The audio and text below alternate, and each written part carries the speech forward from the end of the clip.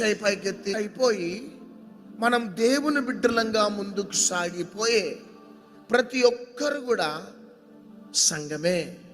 CHUR ECH RCH తీసేస్తే మధ్యలో మిగిలేది UR అంటే మనమే సంఘం. పక్కన వారితో చెప్పండి, యు ఆర్ ద చర్చ్ అని చెప్పండి. కుడి చేయి పైకెత్తి చెప్పండి, నేనే సంఘాన్ని అని చెప్పండి. మనమే సంఘం. కాబట్టి మనం we are called out generation, called out people. మనం సపరేట్ అయిపోయినాం. ఇక ఈ లోకంకి మనకి ఏ సంబంధం లేదు, వాళ్ళే క్రైస్తవులు.